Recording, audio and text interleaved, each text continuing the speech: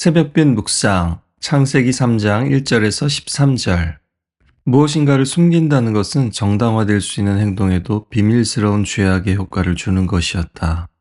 나사니엘 호서는 죄의 파괴적인 힘을 그린 작품 좋은 글씨에 이렇게 썼습니다. 에덴 동산에 뱀이 등장합니다. 지금은 적어도 아담과 하와를 유혹하는 뱀이 왜 이곳에 어떻게 와 있는지 설명이 없습니다. 죄는 이렇게 자연스럽게 그러나 은밀하게 다가온다는 겁니다. 성경을 읽는 우린 알게 됩니다. 이 뱀이 요한계시록에는 용으로 나오는 사탄이라는 것을요. 뱀은 하나님이 지으신 들짐승 중에서 가장 강교했다고 합니다. 이렇게 번역이 되긴 했지만 사실 이것은 지혜롭다, 신중하다라는 중립적인 뜻입니다. 사실 많은 공포 영화에 나오는 귀신은 순박하다 못해 얼빵한 경우가 많죠. 진짜 사탄이나 귀신들이 보면 기분 나쁠 정도로 말입니다. 그런 묘사는 진짜 악의 세력을 반영하고 있지 않습니다. 오히려 진짜 사탄은 오늘 나오는 뱀의 모습처럼 매력적이고 치밀하고 논리적이고 카리스마가 있습니다. 우리로 하여금 죄를 지어서 하나님과 멀어지도록 이간질하는 데 아주 빼어납니다. 예수님께서도 뱀처럼 지혜롭고 비둘기처럼 순전하라라고 말씀하셨습니다. 무엇보다 말이 중요합니다. 하나님이 말씀으로 세상을 창조하셨듯이 사탄도 때로는 물리적인 힘을 쓸 수도 있지만 그의 주요 전략도 말입니다. 하나님이 정말로 참으로 너희에게 동산 모든 나무의 열매를 먹지 말라고 했느냐? 하나님의 말씀이 참말이 아닐 수도 있다는 가능성을 품고 질문을 던집니다. 또 참말과 거짓말을 교묘하게 섞어 놓습니다. 가짜뉴스, 나쁜 정치인들, 거짓말하는 사람들, 사기꾼들, 이단들처럼 말입니다.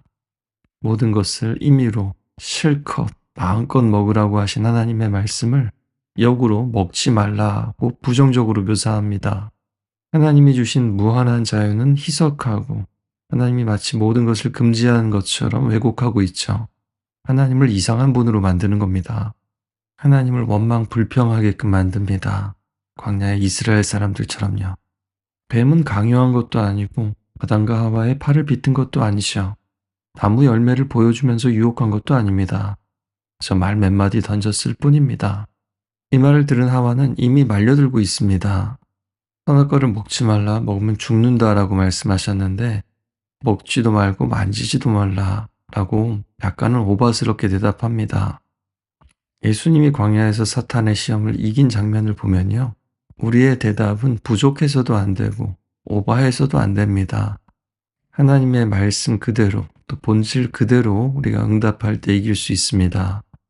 그래서 뱀의 질문이 교묘했던 겁니다. yes, no로 대답할 수 없도록 질문한 거죠. 뱀이 원한 건 대답이 아니라 대화를 계속하기 원한 것입니다. 대답은 뱀도 이미 알고 있으니까요. 이걸 모르는 여자는 오히려 뱀에게 상황 설명을 해주려고 합니다. 여자가 말려들기 시작하자 뱀은 이제 단언하기 시작합니다. 너희가 결코 죽지 아니하리라. 그리고 그걸 먹으면 눈이 밝아져서 하나님처럼 돼서 선악을 알 줄 하나님이 알고 그러신 것이다. 처음에는 하나님 말씀을 인용하면서 섞어서 헷갈리게 해놓고서는 일단 흔들리면 너희가 결코 죽지 아니하리라고 하나님 말씀과 반대로 결론 지어버립니다. 세상에선 그러면 카리스마가 있다고 하죠. 단언한다고 확신한다고 목소리 크다고 속지 마시길 바랍니다. 뱀은 그러면서도 뭔가 논리적으로 자신의 강한 주장을 뒷받침합니다. 그리고 하나님이 하나님 자신을 위해서 인간들에게 무언가를 숨기고 있는 것처럼 생각하도록 만듭니다. 태초에 하나님은 인간을 하나님의 형상과 모양으로 만드셨습니다. 그 말은 즉 이미 충분히 하나님을 닮은 존재인데 무언가 부족한 것처럼 생각하게 만들죠.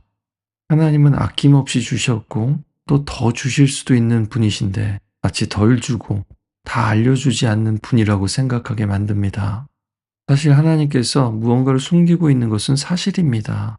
문제는 나중에 밝혀지지만 하나님이 숨기시거나 가르쳐 주시지 않는 것조차 선한 목적이라는 겁니다. 사탄이나 악한 사람들하고는 정반대죠. 이것은 팩트나 진실의 문제 같지만 사실은 하나님이 믿을 만한 분인가, 뱀이 믿을 만한 존재인가에 대한 믿음과 신뢰의 문제입니다. 그래서 구원은 믿음의 문제고 우리는 예수를 믿어야 구원을 받는 겁니다. 예수님이 곧 하나님의 말씀이시니까요.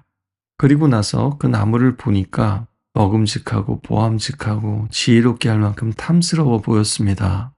참지 못한 하와가 꿀꺽하고 자기 남편에게도 줍니다. 아담도 먹고 말죠. 이상한 것은 맨날 지나가면서 보던 선악과인데 맨날 보면서 저건 먹으면 당연히 안 되는 거지. 하나님이 먹지 말라고 하셨지 하고 지나다녔는데 뱀의 말을 듣고서 보니까 그 충동을 도저히 참을 수 없게 된 겁니다. 따라서 하나님의 말씀을 듣고 세상을 바라보는 사람과 뱀의 말을 듣고 세상을 바라보는 사람은 천지 차이입니다. 천국과 지옥 차이죠. 전에도 선악과는 동산 중앙에 있었습니다. 눈에 가장 잘 띄는 곳에요. 그런데도 땡기지가 않다가 갑자기 뱀의 말을 들으니 확 땡기는 겁니다. 그래서 그럴 때는 요셉처럼 피하고 도망치는 게 나을 수 있습니다. 아예 그런 상황을 피하는 거죠. 잠언에서 하나님을 경외하는 것이 지혜의 근본이라고 말씀하셨습니다. 단지 아는 것이 아니라 뱀을, 죄를 피하는 것이 지혜일 수 있습니다. 그리고 무언가를 많이 아는 것만이 아니라 하나님을 또 하나님 말씀 어기는 것을 두려워하고 무서워할 줄 아는 것이 지혜의 시작입니다. 죄는 반역일 뿐만 아니라 어리석음입니다. 지혜를 추구하지만 하나님 없이 지혜를 추구하는 어리석음입니다. 또 믿음은 지식 이전의 선택의 문제입니다. 신뢰의 문제입니다. 누구 말을 믿을 것인가. 그리고 뱀의 말처럼 저들의 눈이 밝아졌습니다. 소름 돋는 반전은 선악과를 따먹은 아담과 하와는 선악을 분간하게 된 것이 아니라 자신들의 벌거벗음, 자신들의 수치, 죄악만 보게 되었습니다. 선이 아니라 악만 보게 된 겁니다. 이것은 사람들이 알지 않으면 더 좋은 것이었죠. 경험하지 않아야 되는 것이었죠. 사랑은 위험한 모험이라고 했습니다. 하나님은 우리에게 자유를 주셨는데 하나님을 섬길 자유뿐만 아니라 버리고 배신할 자유까지도 주셨습니다. 선악과를 먹은 결과는 뱀의 말과는 달랐습니다. 오히려 하나님 말씀이 참이었습니다. 그리고 하나님의 말씀은 아담과 하와를 위한 것이었습니다. 죽음이 아니라 생명을 위한 것이요. 영원히 살 수 있는 길이었는데 말이죠. 죄를 지은 그들은 숨습니다. 나뭇잎을 엮어서 가리죠. 그러나 자신들의 자원으로 수치를 가리기에는 역부족이었습니다. 그런데도 계속 숨습니다. 그리고 서로를 비난하고 책임을 전가합니다. 아담이 말하죠. 하나님이 주신 나와 함께 있게 하신 여자 때문에요. 여자는 뱀에게 속았다고 말하죠. 옆에서 아담은 아무 말도 안 했으면서 아내 탓을 합니다. 또 하와는 뱀의 탓을 합니다. 심지어 아담은 하나님이 주신 여자라고 하면서 하나님 탓을 하죠. 그래서 자꾸 죄를 지으면 안 됩니다.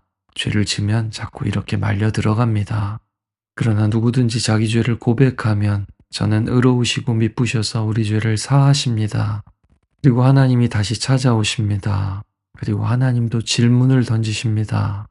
모든 것을 아시지만 어디 있느냐? 누가 내게 알려느냐? 네가 먹었느냐? 어찌하여 이렇게 했느냐? 이것은 단지 책망이 아니라 우리로 하여금 문제를 직면하게끔, 깨닫게끔, 고백하게끔, 회개하게끔 인도하시는 하나님의 사랑입니다. 여러분, 오늘날도 많은 크리스찬들이 뱀 앞에서 쉬운 여자처럼, 쉬운 남자처럼 살아갑니다. 넌 내게 너무 쉬워. 뱀이 말할 겁니다. 오늘 다시 한번 하나님의 깊은 사랑을 마음에 새기고 또 하나님의 말씀으로 무장해서 사탄의 전략을 간파하고 마귀들과 싸워 이기는 모두가 되시길 축복합니다.